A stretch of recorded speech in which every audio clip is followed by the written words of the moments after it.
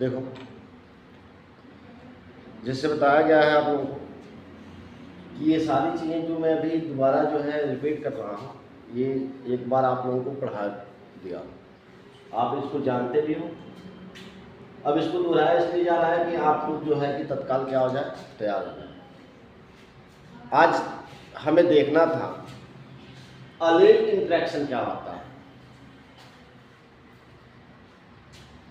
अलील interaction क्या होता है बेटा, आपको बताया गया कि जब एक ही जीन के अलील यदि एक दूसरे को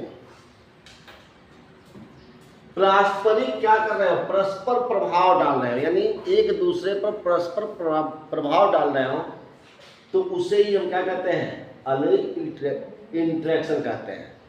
क्या कहते हैं, अलील इंटरेक्शन कहते हैं। जैसे मान लिया, इधर देखो ध्यान दो, बताया जा रहा है, जैसे मान लिया कि ये दो डीएनए या दो गुणसूत्र हैं और दोनों गुणसूत्र पे क्या है, ये अलील है, कैपिटल ए स्मॉल ए, इस पर भी क्या है, कैपिटल ए कैपिटल। यदि ये मान लो ये अलील जो है इसको प्रभावित कर रहा है, इस अलील को, और ये किसको प्रभावित कर रहा है, इस अलील को, अगर दोनों एक दूसरे को परस्पर प्रभाव डाल रहे हैं तो ये क्या कहलाएंगे, अलील इंटरेक्शन कहलाएंगे। ठीक है। अब अलील इंटरेक्शन में आपको बताया गया कि इसमें सबसे पहले जो है हमें क्या देखना होगा कि इसका जो है अपवाद स्वरूप क्या पहले आता है, तो आता है अपूर्ण प्रभाविता का नियम।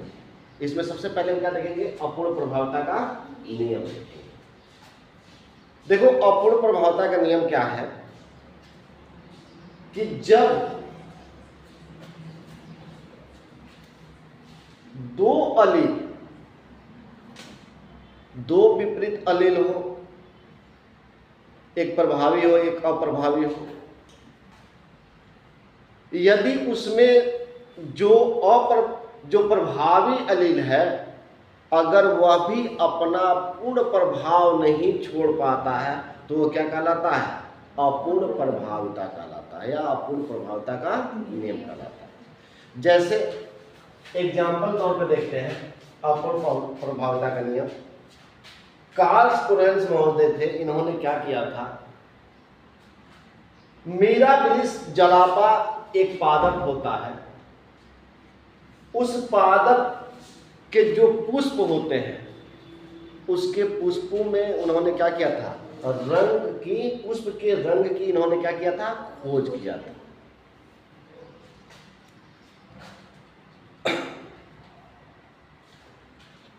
इन्होंने क्या किया, इन्होंने खोज कैसे किया, तो इन्होंने क्या किया कि ये मिराबिलिस जलापा जो पादप है उसमें एक लाल पुष्प वाले पादप को लिया और एक सफेद पुष्प वाले पादप को लिया और दोनों को एक दूसरे से क्या करा दिया, क्रॉस करा दिया। तो F1 पेड़ में उन्होंने देखा कि यहाँ पर जो है ये जो लाल वाला था, जो लाल पादप वाला, जो लाल पुष्प वाला पादप था, ये क्या था, प्रभावित था। ये क्या था, प्रभावित था। और ये क्या था, अप्रभावित था। ये सफेद वाला क्या था, अप्रभावित था।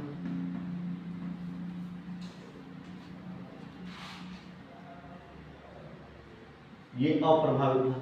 लेकिन जब दोनों में क्रॉस कराया गया बेटा, तो क्रॉस के दौरान जो उनसे संतति की उत्पत्ति हुई वह कैसा था, न वह लाल ही हुआ न वह सफेद ही हुआ, वह सीधे उसमें परिवर्तन आ गया और वो कैसा हो गया, गुलाबी।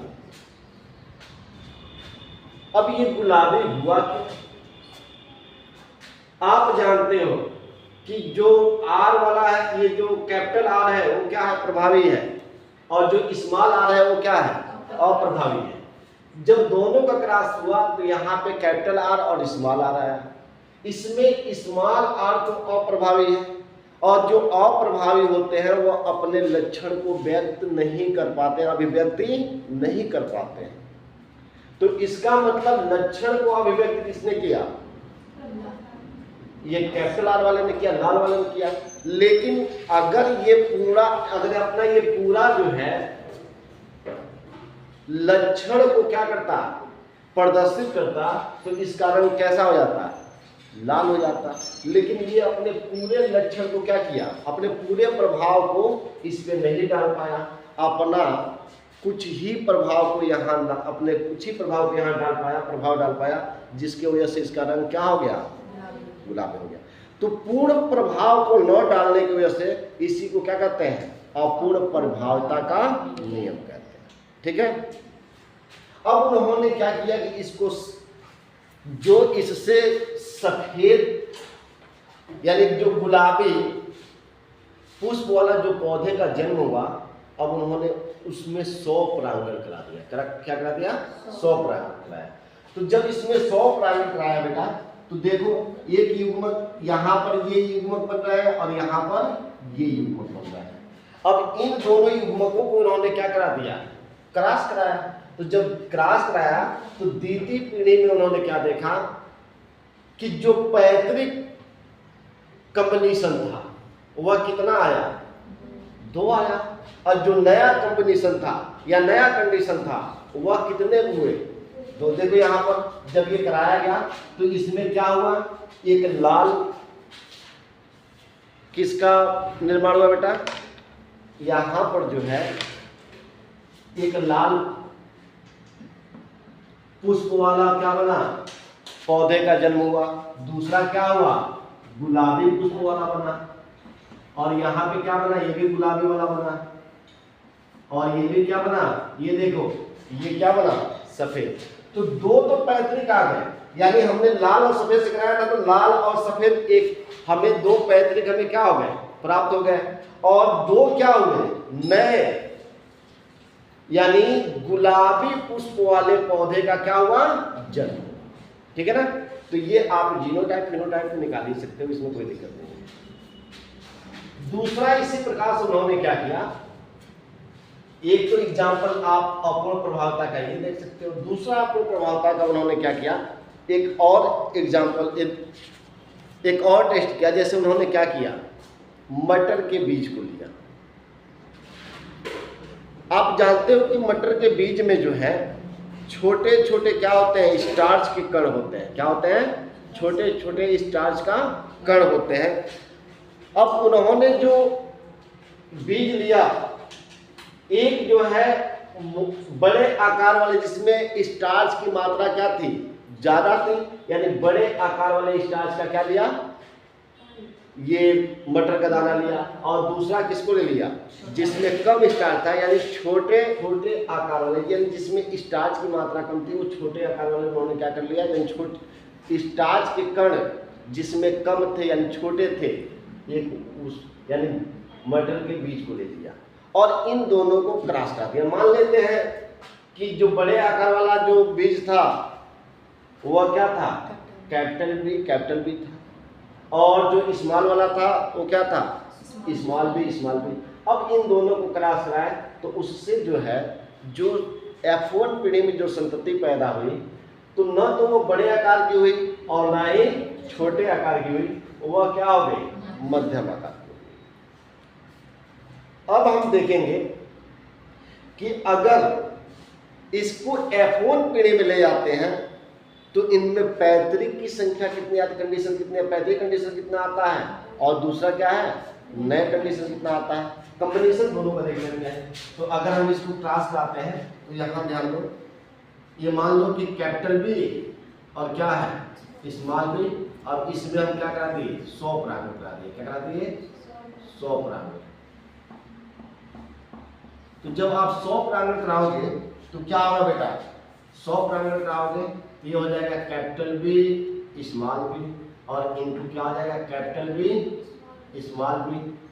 अब युग्मक क्या बनेंगे, कैपिटल बी एक बन जाएगा और एक क्या बन जाएगा, स्मॉल बी। इसमें भी क्या युग्मक बनेगा जी, कैपिटल बी और क्या बन जाएगा, स्मॉल बी।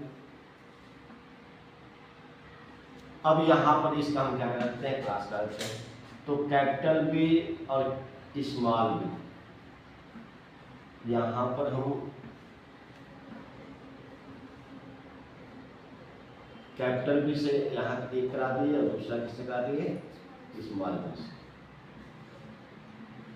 अब यहाँ कंडीशन देख लो क्या आ रहा है, कैपिटल बी से होगा तो कैपिटल बी, यहाँ क्या हो जाएगा कैपिटल बी स्मॉल बी, यहाँ क्या हो जाएगा कैपिटल बी स्मॉल बी, और ये क्या हो जाएगा स्मॉल बी। यानी एक तो यहाँ आप देख रहे हो कि छोटे आकार वाला कण हमें प्राप्त हो गया, दूसरा क्या हो गया बड़े आकार वाला, और दो कंडीशन कैसे बने, मध्यम बने। तो आप इसमें 35 की संख्या देख लो, 35 की संख्या कितनी हो रही है 2, यानी 50% वो बन रहा है, जैसे इसमें 50% बन रहा है इसमें भी क्या हो रहा है 50% बन रहा है। ठीक है, तो ये रहा आपका अपूर्ण प्रभावता का नियम। अगर इस पे आधारित कोई इस तरह का क्वेश्चन देता है अपूर्ण प्रभावता पर, तो आप इसी हिसाब से बनाकर उसे लिख सकते हैं। ठीक है ना। अब इसके बाद से आता है सहप्रभाविता। क्या है सहप्रभाविता, इसको भी पढ़ाया जा चुका है, लेकिन एक बार लिख लो। जब एक जीन के दो अलील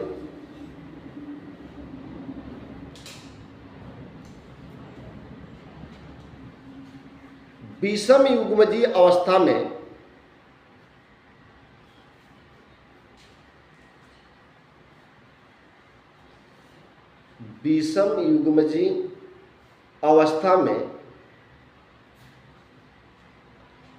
अपना अपना प्रभाव प्रदर्शित करते हैं,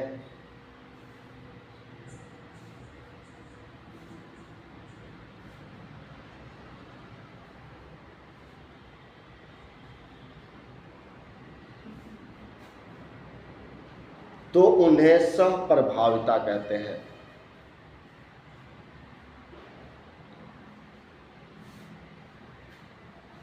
जैसे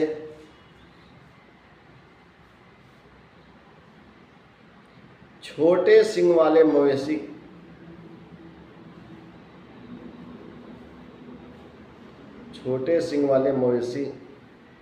में त्वचा का रंग। दूसरा देखते हैं सहप्रभाविता का नियम क्या है। अभी आपने लिखा भी है कि जब एक जीन के दो अलील विषम युग्मजीय अवस्था में अपना अपना प्रभाव प्रदर्शित करते हैं, उसे सहप्रभाविता कहते हैं। यानी इसका मतलब क्या है, अगर हम मान लो कि जब ये दो अलील, एक जीन है और उसके कितने अलील हैं, दो अलील हैं, और दोनों विषम अलील हैं, और उसके बावजूद भी दोनों अपना अपना प्रभाव डाल रहे हैं, तो वह क्या कहलाएगा सहप्रभाविता। सह माने क्या, जिसमें दोनों लोग अपना प्रभाव दिखा रहे हैं। ठीक है ना। जैसे मान लो हमने अभी एक एग्जाम्पल दिया कि जैसे छोटे सींग वाले जो मवेशी होते हैं, अगर मान लेते हैं कोई लाल गाय है, छोटे सींग वाली क्या है, कोई लाल गाय है, अगर उसका जो है क्रॉस जो है हम सफेद सांड से करा देते हैं। हमने क्या किया, जैसे मान लिया पहला एक का देख लेते हैं, अगर कोई क्या है लाल गाय है, क्या है लाल गाय है, और ये गाय कैसी है बेटा, लाल गाय कैसी है, जिसके सींग छोटे हैं, और इसका क्रॉस किससे करा दिए, सफेद सांड से करा दिए। यानी सफेद, अरे गाय है तो सांड ही से तो क्रॉस होगा जी। कि यदि हम क्या करें बेटा कि लाल गाय का जो है, जो छोटी सींग वाली लाल गाय है, उसका हम किससे क्रॉस करा दें, सफेद सांड से करा दें। इसका भी सींग क्या हो, छोटा। तो क्या होगा, अगर मान लेते हैं कि यदि लाल गाय वाले को हम कैपिटल आर मान लें, क्या मान लें, कैपिटल आर, और सांड को क्या मान लें, R dash, capital R dash और कैपिटल आर डैश।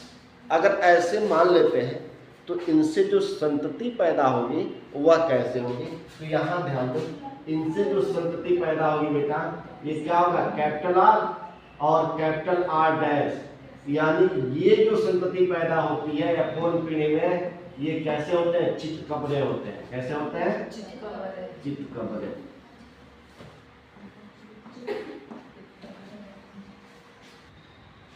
और ये चितकबरा क्यों हुआ बेटा? चितकबरा का मतलब क्या? उसका कुछ शरीर लाल होगा और कुछ क्या होगा? सफेद होगा। यानी इसका मतलब ये है कि ये भी अपना प्रभाव दिखा रहा है और ये भी अपना क्या कर रहा है? प्रभाव। यानी दोनों साथ मिलकर अपना प्रभाव दिखा रहे हैं, इसीलिए इसको क्या कहा जाता है? सहप्रभाविता का नियम कहा जाता है। बात समझ में आ गई? जिसमें दोनों यानी जो पैतृक है यानी माता पिता के जो दोनों लक्षण हैं और दोनों लक्षण अपना अपना क्या कर रहे हैं? लक्षण को प्रदर्शित कर रहे हैं, वही लक्षण क्या कहलाएंगे? सहप्रभाविता का नियम है। ठीक है। अब इसी प्रकार से दूसरा जो है मनुष्य का रक्त समूह है। जैसे मनुष्य में AB जो रक्त समूह है यह भी क्या है? स्वप्रभाविता का एक नियम है। जैसे रक्त समूह में क्या होता है? मनुष्य के रक्त AB रक्त समूह जो होता है, अगर हम मनुष्य का क्या कर रहे हैं? मनुष्य का AB रक्त समूह को देखें तो ये भी रक्त समूह भी क्या? स्वप्रभाविता को दर्शाता है। अब कैसे दर्शाता है बेटा? जैसे मान लो जो रक्त का जीन है वो क्या होता है? आई। पिछले लेक्चर में आपने पढ़ा था कि जो रक्त का क्या होता है? जीन होता है, वह जीन क्या होता है? आई। तो ये मान लो IA और IA है और इसका क्या हो गया? IB से और IB से क्या करा दिया गया? क्रॉस करा दिया गया। F1 पीढ़ी में क्या आएगा? अरे इसमें से एक IA आ गया, IA आ गया और यहाँ पे क्या आ गया? IB आ गया, यानी ये आ गया। अब ये मिलके क्या बन जाएंगे? AB रक्त समूह बन जाएंगे। और ये भी किसका दर्शाता है? किसको दर्शाता है? स्वप्रभाविता। दोनों अपना लक्षण क्या करते हैं? दिखाते हैं। दोनों ये भी अपना लक्षण प्रदर्शित करता है और ये भी अपना लक्षण प्रदर्शित करता है। ये स्वप्रभाविता का ये भी एक क्या है? उदाहरण है।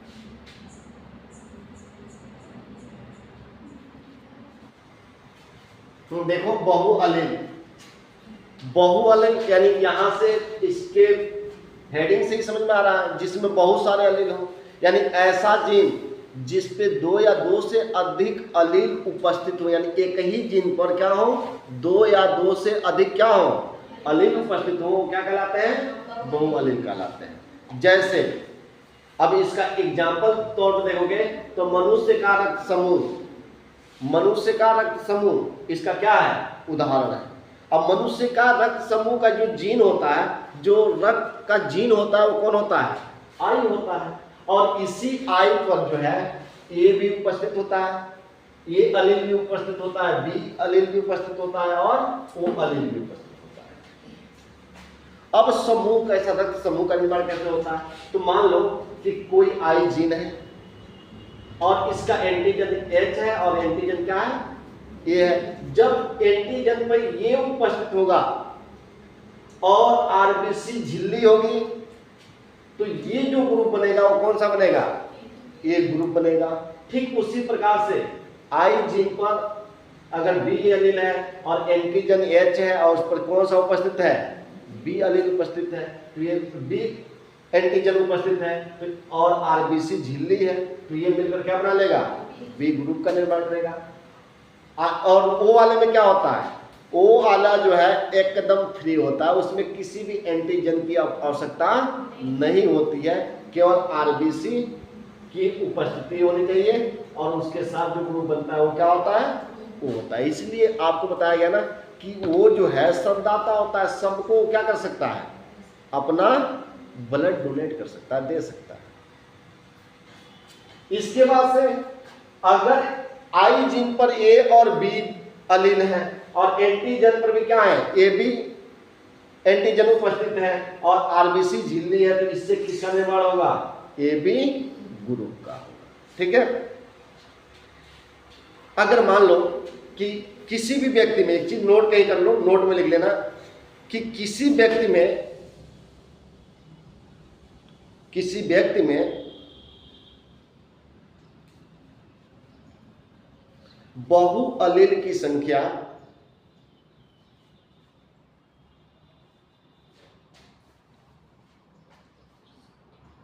केवल 2 ही उपस्थित हो सकते हैं। अब देखो, अगर आपको बहु अलील दिए गए हों और उनका जीनोटाइप निकालना हो तो जीनोटाइप कैसे निकलेगा? ठीक ना, लिख लो, जीनोटाइप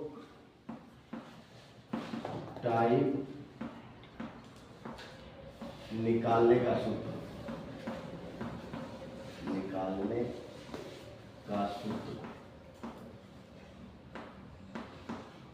इसका निकालने का सूत्र क्या होता है बेटा? जो बहु अलील है और उसका जीनोटाइप निकालने का सूत्र क्या होगा?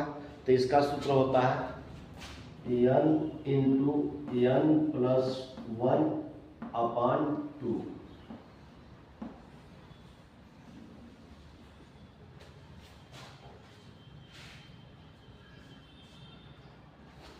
जहां ये जो n आपको दिखाई दे रहा है, ये n क्या होता है बेटा? जो ये यहाँ पे जहां ये n दिया हुआ है, ये n क्या होता है?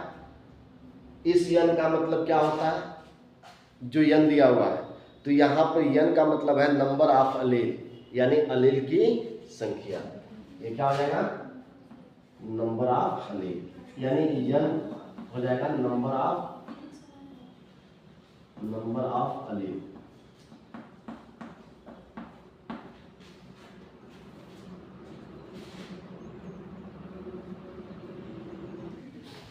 तो सूत्र आपने देख लिया, जीनोटाइप निकालने का सूत्र क्या है? n इंटू n प्लस 1/2, जिसमें n क्या है बेटा? जो अलील की संख्या है, जो अलील की संख्या होती है वही क्या होता है? n होता है। अब यहाँ पे देखते हैं, यहाँ पे बताओ अलील कितना दिया हुआ है? यहाँ पे अलील कितने हैं? 3 है ना? अरे यहाँ पे अलील 1 2 3 है।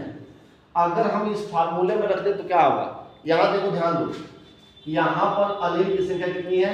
3 है, यानी n बराबर कितना दिया है? 3। ठीक है ना? अब यहाँ पे लिख लेते हैं, ये सूत्र क्या होता है? n into n plus 1/2। अब n के जगह पे क्या लिख देंगे? जहां जहां n है वहां पे क्या लिख देंगे? क्या लिख देंगे? 3 इंटू 3 प्लस 1, यानी 3 प्लस 1/2। अब इसको कर लो, तो यहाँ पे करोगे तो क्या हो जाएगा? 3 तरीके 9, और 3 करने 3/2, कितना हो जाएगा? यहाँ बराबर करके यहाँ लिख देते हैं, यहाँ बराबर करोगे तो 9 3 कितना हो जाएगा? 12, और 12/2, 2 छक्के 12, यानी अलील की संख्या कितनी आ गई? 6। जीनोटाइप कितना आ गया? जीनोटाइप इसका आ जाएगा 6।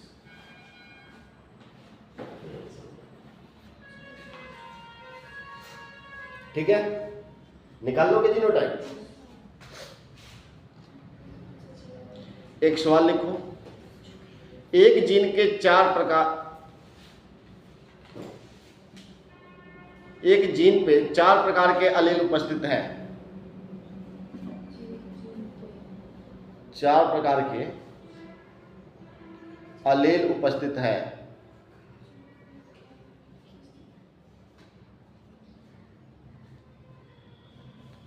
तो कुल कितने जीन प्रारूप बनेंगे? तो कुल कितने जीन प्रारूप बनेंगे? हल करके बताओ। सवाल क्या है आप लोगों का? यही बताया गया, सवाल में यही कहा गया कि एक जीन पे जो है 4 प्रकार के अलील हैं, यानी अलील कितने प्रकार के हैं बेटा? अलील 4 प्रकार के हैं, ठीक ना? तो कह रहा है तो कुल कितने जीन प्रारूप बनेंगे, यानी जीनोटाइप आपको क्या करना है? ज्ञात करना है। किसको निकालना है? जीन प्रारूप का मतलब क्या है? जीनोटाइप। तो जीनोटाइप आपको ज्ञात करना है, तो जीनोटाइप तो यही ज्ञात करना है जी, आपको ज्ञात यही करना है। तो ये बताओ, जीनो अलील के जीनोटाइप निकालने के लिए, ये जो अलील होते हैं, अलील के जीनोटाइप निकालने के लिए आप क्या सूत्र लगाते हैं, जीनोटाइप का फार्मूला क्या होता है, n इंटू n प्लस 1/2। अब देखो यहाँ पर n कितना दे रखा है, n दे रखा है 4। अब इस फार्मूले में रख लो, फार्मूले में रख लो तो ये क्या हो जाएगा, 4 इंटू 4 प्लस 1/2, ठीक ना। ये देख लो, 4 चौको 16 धन 4 करने 4 और बट्टा 2, तो ये कितना हो जाएगा, 16 4 20 और बट्टा कितना हो गया 2, 2 दहिया 20। तो इसका जीनोटाइप कितना निकल गया, जीनोटाइप हो गया आपका 20। यही आंसर है, 20 करना 10 हो जाएगा, हल कर लोगे।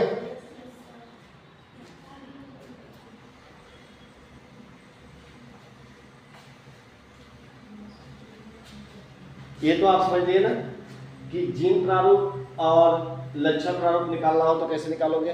यानी यहाँ पे आपने देखा कि जीन प्रारूप कितने आ रहा है 6 और लक्षण प्रारूप कितने आ रहा है 4।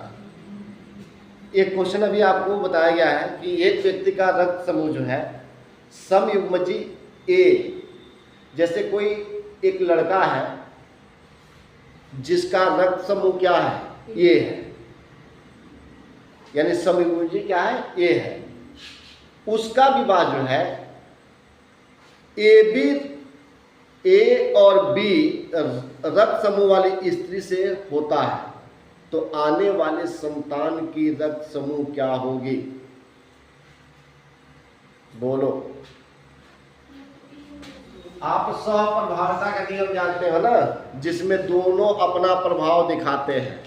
तो मान लो ये जो नर है, जो लड़का है, लड़के का जो है ब्लड ग्रुप क्या है, लड़के का ब्लड ग्रुप जो है, और इधर लड़की का ब्लड ग्रुप, लड़की का ब्लड ग्रुप, ये दोनों का ब्लड ग्रुप देख रहे हैं। इनका ब्लड ग्रुप क्या है, ये समूह है, और इनका क्या है ये भी, यही है ना।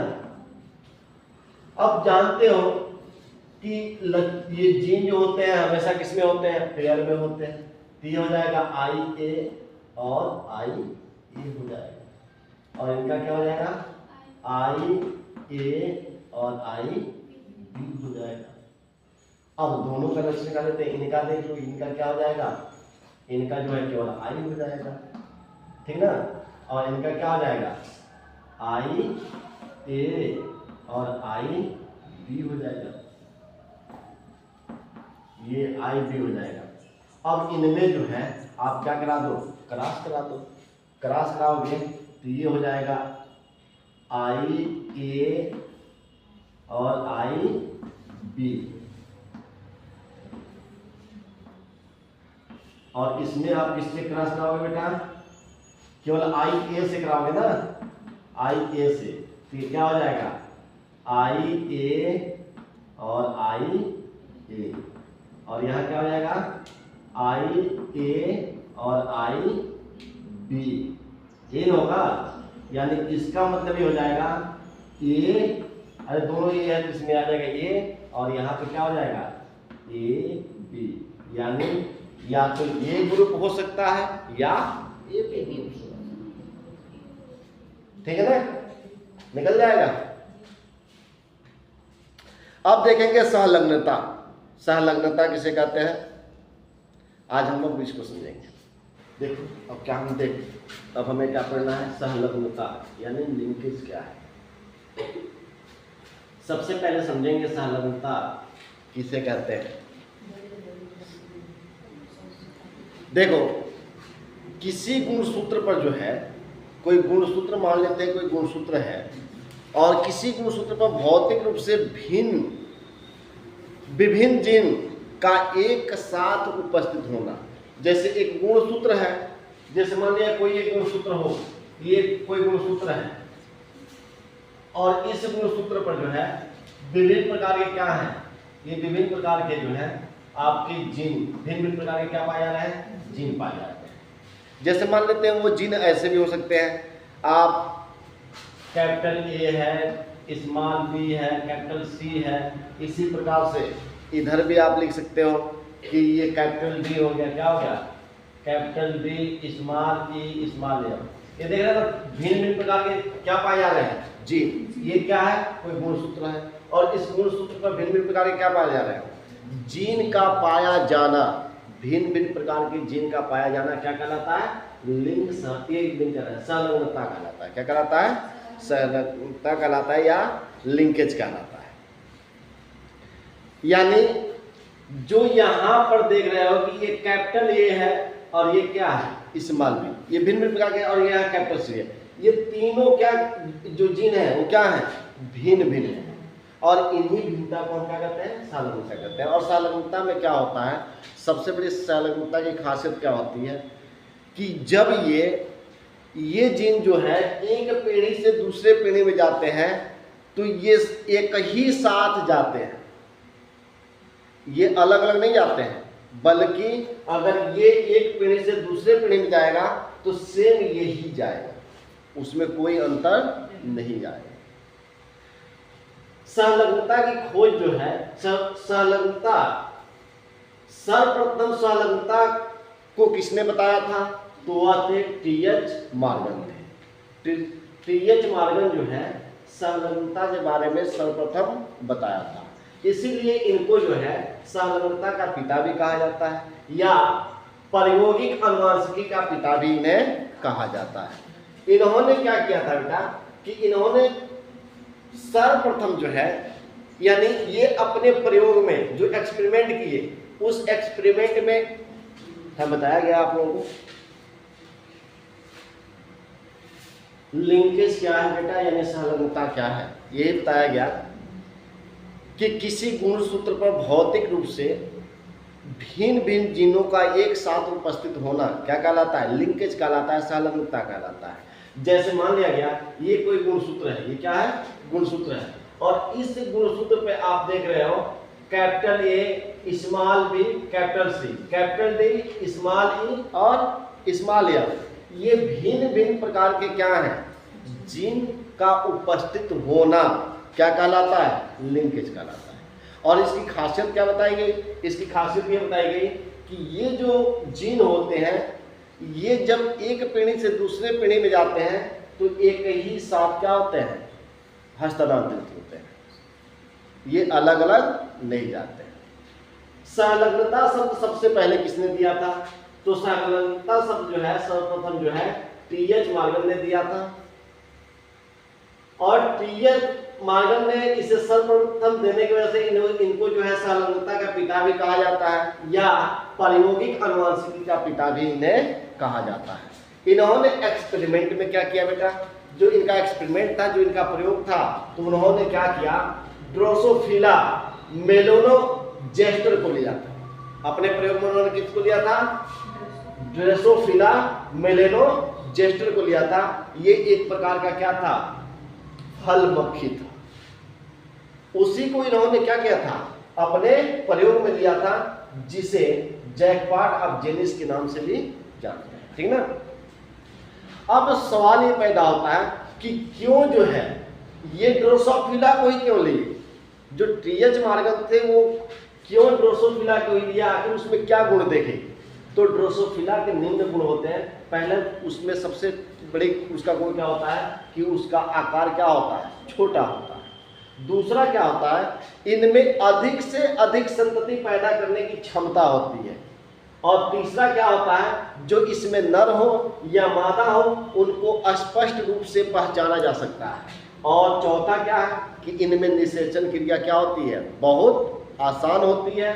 और पांचवा जो है इनमें जो है 100 निषेचन भी कराया जा सकता है।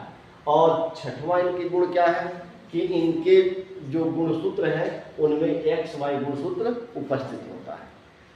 इन्हीं कारणों से इन्हीं गुणों की वजह से उन्होंने अपने एक्सपेरिमेंट में किसको लिया था? ड्रोसोफिला को लिया। ठीक है, अब जो है सहलग्नता का पता कैसे चलेगा? तो जब सहलग्नता की बात आती है तो अक्सर दिमाग में चलता है कि सहलग्नता का पता जो है किससे चलेगा? तो द्विसंकर क्रॉस से समझा जाता है, लेकिन ऐसा नहीं है।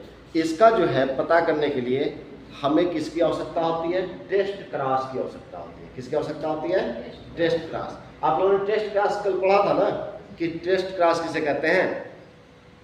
यानी जैसे मान लो टेस्ट क्रॉस कराते हैं, अगर हम पीला और गोल कोई बीज लेते हैं और दूसरा जो है क्या है, हरा और क्या कर लेते हैं, झुर्रीदार बीज ले लेते हैं और इन दोनों को क्रॉस कराते हैं। मान लेते हैं कि पीला और गोल जो है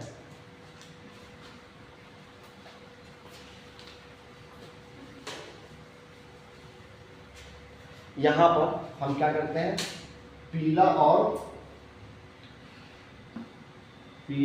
गोल क्या करते हैं, बीज लेते हैं और इधर क्या करते हैं,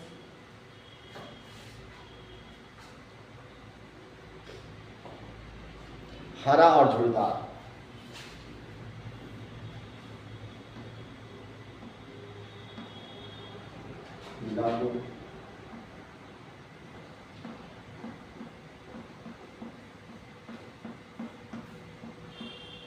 और इनके एक तरफ क्या लेते हैं, झुर्रीदार,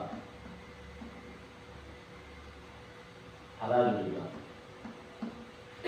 ये दो तरह का बीज को लेकर इस पे हम क्या कराते हैं, टेस्ट क्रॉस करते हैं। क्या करते हैं? टेस्ट क्रॉस करते हैं। तो आप बताओ इसका टेस्ट क्रॉस कराओगे तो कैसा होगा? आप इसका टेस्ट क्रॉस कराओ, आप जानते हो ये क्या है, यहाँ पर ये स्मॉल वाई है, स्मॉल आर है, तो इसका जो है यहाँ युग्मक करने वाला क्या होगा बेटा, तो यहाँ पर एक वाई आ जाएगा और एक क्या आ जाएगा, आर आ जाएगा। यानी ये क्या होगा, एक युग्मक यहाँ बना, इसका युग्मक बनाओगे तो कैसे बनेगा, इसका युग्मक कैसे होगा जी, यहाँ पर एक हो जाएगा, एक हो जाएगा कैपिटल वाई कैपिटल आर, और क्या हो जाएगा कैपिटल वाई स्मॉल आर, और एक क्या होगा इस कैपिटल वाई, हाँ कैपिटल आर, और एक क्या हो जाएगा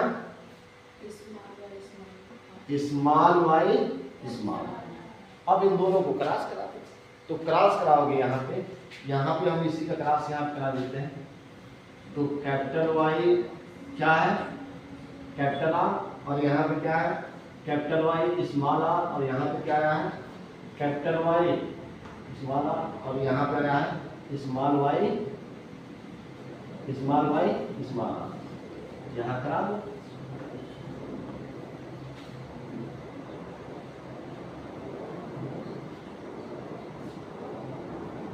अब एक बात बताओ, जब इसको कराओगे तो यहाँ पे क्या आया है, स्मॉल वाई स्मॉल, यही आया है ना, बोलो। अरे इसका जो है युग्मक क्या आया है, स्मॉल वाई स्मॉल आर।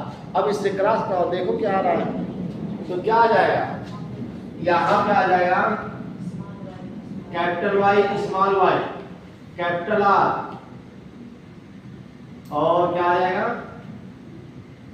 अरे कैपिटल आर स्मॉल, ये आएगा। बोलो कि नहीं समझ आ रहा है, कहाँ पे, तो स्मॉल आया यहाँ आया नहीं है, नहीं इसमें तीसरा देखिए, जब स्मॉल वाई से कराएंगे तो स्मॉल वाई कैपिटल आता है। नहीं समझ रहे हैं आप क्या कह रहे हो, आप मुझे समझाओ आके क्या कह रहे हो। अरे एक तो कैपिटल, देखो कैपिटल वाई कैपिटल आ रहा है, फिर इस कैपिटल वाई स्मॉल आर यहाँ पे कह रहे हैं। हाँ अच्छा ये यहाँ अच्छा तो इसको स्मॉल वाई कर देते हैं, ठीक ना, हो गया सही, जी ये समझ में आया यहाँ पे। जी अब देखते हैं इनसे इनमें कराते हैं तो कैपिटल वाई क्या हो जाएगा स्मॉल वाई और क्या हो जाएगा स्मॉल आर, इसमें कराएंगे तो क्या होगा स्मॉल वाई और इसमें क्या हो जाएगा कैपिटल आर स्मॉल आर, इसमें कराएंगे तो क्या होगा small Y small R small. अब आप हमें बताओ इसमें एक चीज हमें बता दो, जब आप इसे निकाल, अब इसमें हमें जो है इनमें पैतृक कॉम्बिनेशन बताओ कितना होगा और न्यू कॉम्बिनेशन कितना होगा, जल्दी बताओ। अरे ये क्या बनेगा, ये क्या होगा, ये है कैपिटल वाई, तो कैपिटल वाई क्या है पीला है, क्या है पीला और ये क्या है जी ये आर आ रहा है तो ये क्या होगा पीला गोल हो गया, यहां नीचे लिखते हैं ये पीला गोल हो गया और ये क्या हो गया इसको बताओ, ये पीला क्या हो जाएगा पीला हरा होगा ना, पीला जुड़ीदार होगा, क्या होगा पीला जुड़ीदार होगा, जुड़ीदार। और इसके बाद बताओ ये क्या आ जाएगा, ये हो जाएगा हरा गोल, हरा गोल हो गया और ये क्या हो गया हरा झुलदार। अब हमें एक बात बताओ इसमें पैतृक वाले कितने आए हैं, पैतृक वाले की संख्या कितनी आई है, अरे पीला गोल एक पैतृक ये है और एक पैतृक क्या है हरा झुलदार, तो पैतृकों की संख्या कितनी आ गई दो आ गए ना, तो दो पैतृक आ गए, यानी यहां पे लिखोगे पैतृक कंडीशन कॉम्बिनेशन कितना आ गया दो आ गया और न्यू कॉम्बिनेशन कितना आया है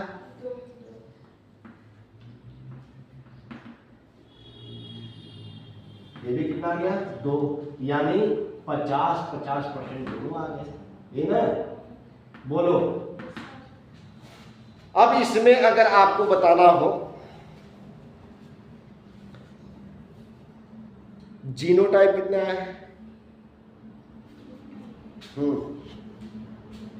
जीनोटाइप कितना है और फिनोटाइप कितना है,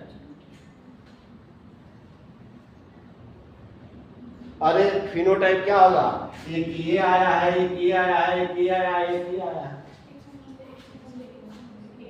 और जीनोटाइप पे क्या होगा वही, ठीक है।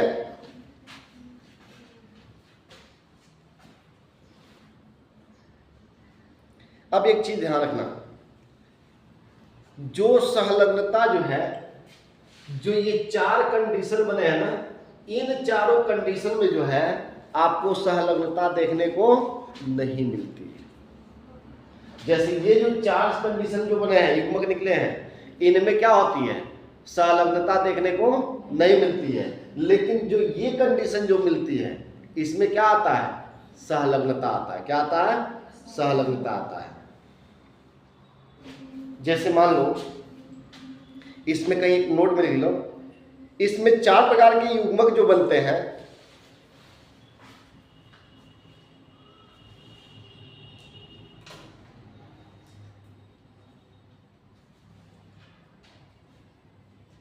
इसमें चार प्रकार के जो युग्मक बनते हैं उनमें संलग्नता नहीं होती है।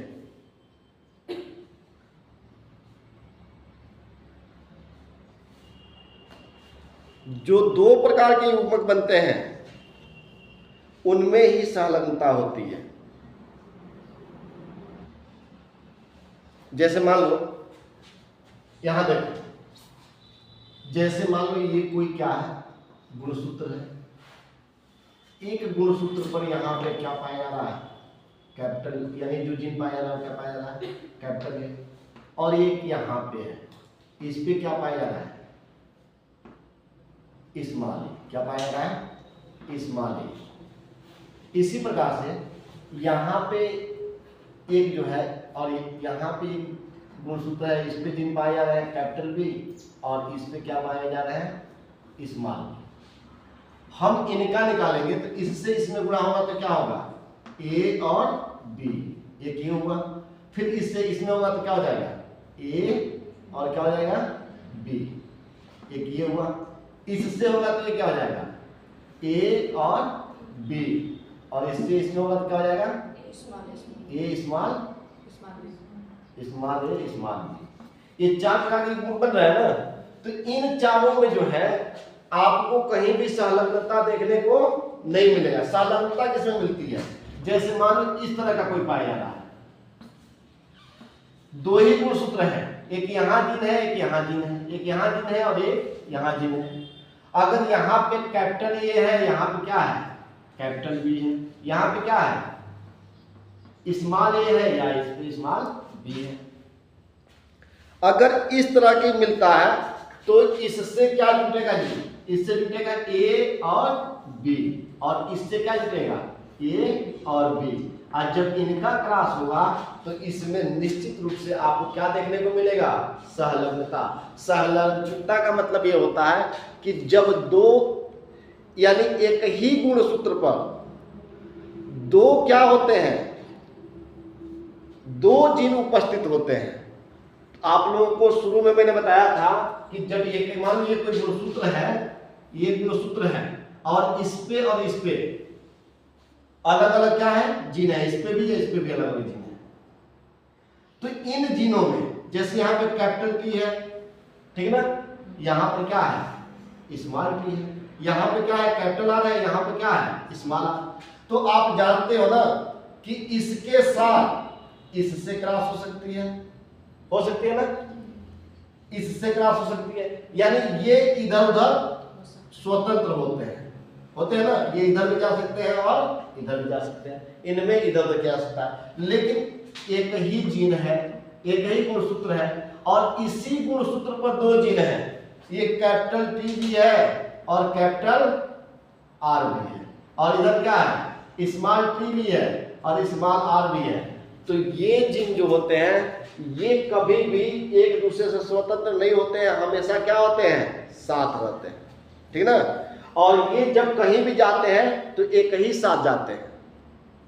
ये पिछले लेक्चर में मैंने बताया था। हाँ, अब एक चीज लिखो, जो टीएच मॉर्गन के द्वारा ड्रोसोफिला के चयनित लक्षण क्या क्या थे? टीएच मॉर्गन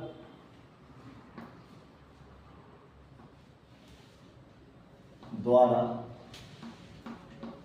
ड्रोसोफिला पर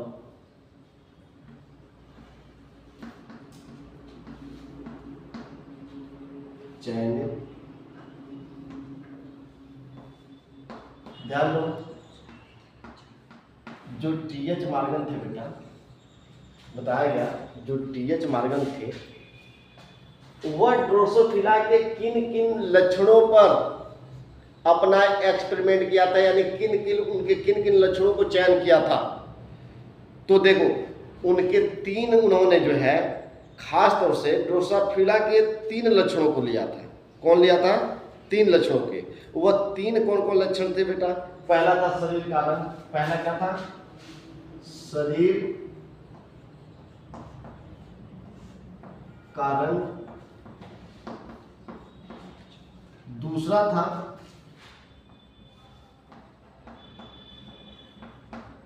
आंखों का रंग। और अब जो है शरीर के रंग में देखते हैं क्या लिए थे उन्होंने।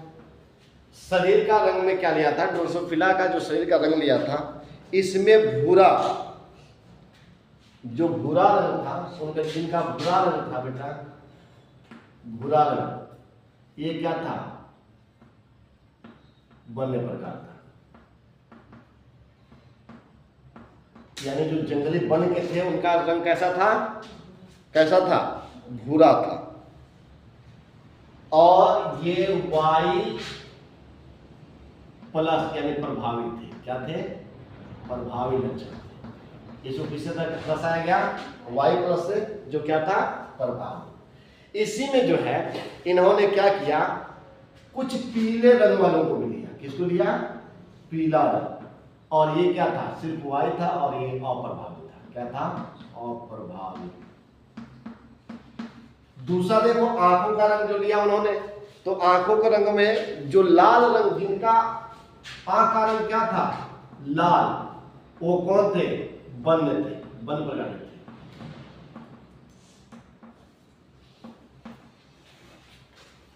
और जो वन्य प्रकार के थे इनको किससे दर्शाया गया?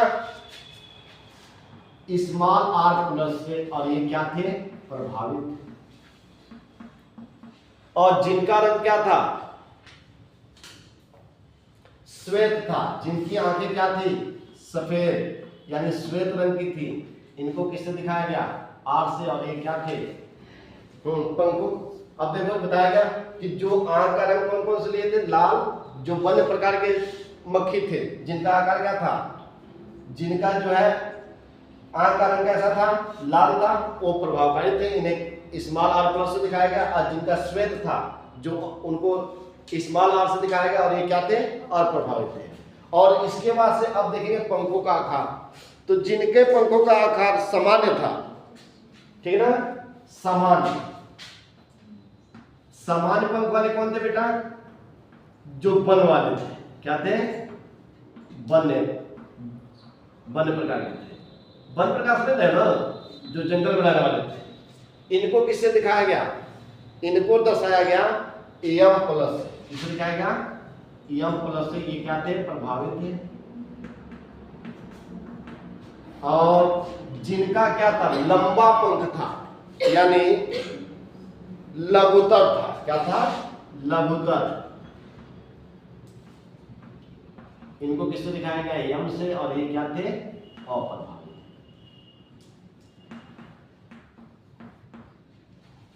कई बार एक एक नंबर के क्वेश्चन में आ भी जाता है। तो ये क्या थे?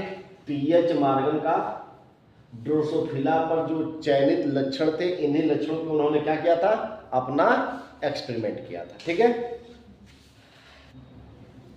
अब एक चीज देखो, ये जितने भी इनके गुणसूत्र थे ना बेटा, ये जितने भी लक्षण थे, लक्षण यानी गुणसूत्र, ये एक चीज ध्यान रखना, ये सारे लक्षण जो है वह एक्स गुणसूत्र पर मिल रहे थे। किस पे मिल रहे थे?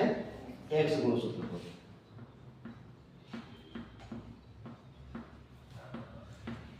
और ध्यान रखना, यही चीज मैं कह रहा था, थोड़ा सा आप लोगों को कठिन महसूस होगा। ये सभी गुणसूत्र कहाँ उपस्थित थे? एक्स गुणसूत्र पर। और एक्स गुणसूत्र को ऐसे दिखाया जाता है, जैसे एक्स गुणसूत्र को दिखाना होगा तो आप ऐसे दिखाओगे।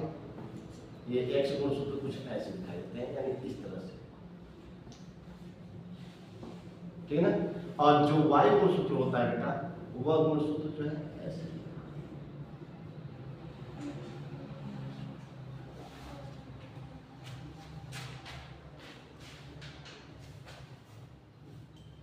अब हम जो है मादा ड्रोसोफिला और नर ड्रोसोफिला पर क्या करते हैं? क्रॉस करा के देखते हैं। ठीक है ना।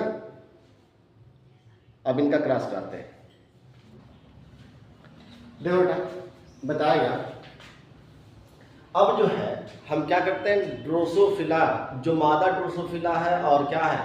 नर ड्रोसोफिला, इन दोनों को क्रॉस कराएंगे। मान लिया कि हमने एक मादा ड्रोसोफिला लिया जिसका शरीर का रंग पीला और आंख का रंग क्या है? श्वेत है। दूसरा जो है एक नर ड्रोसोफिला लिया जिसके शरीर का रंग भूरा और आंख का रंग क्या है? लाल है।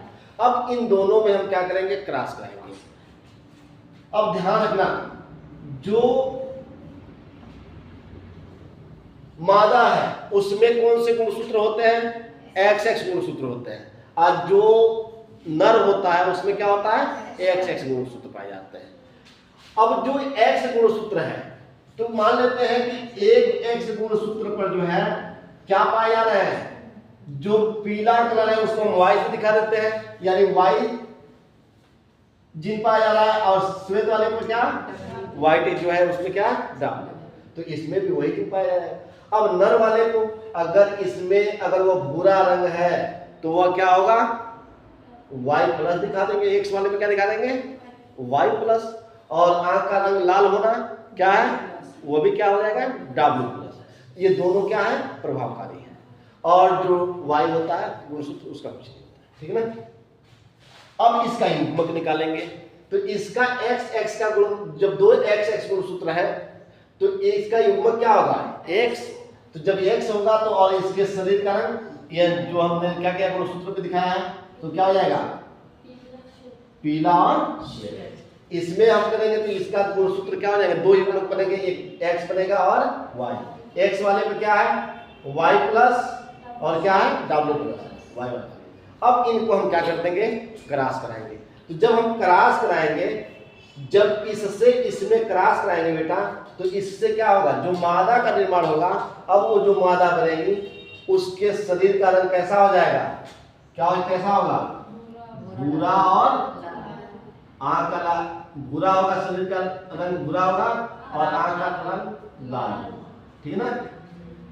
और जो नर होगा उसका शरीर का रंग कैसा होगा, जो नर होगा उसके शरीर का रंग कैसा होगा, पीला और आंख का रंग कैसा होगा, श्वेत। अब इसमें हम क्या करेंगे, टेस्ट क्रॉस कराएंगे, किसमें, इन दोनों में, ठीक ना। अब देखो जो मादा वाला और इसमें हम क्या करा रहे हैं, टेस्ट क्रॉस करा रहे हैं। तो टेस्ट क्रॉस कराएंगे तो कैसे होगा,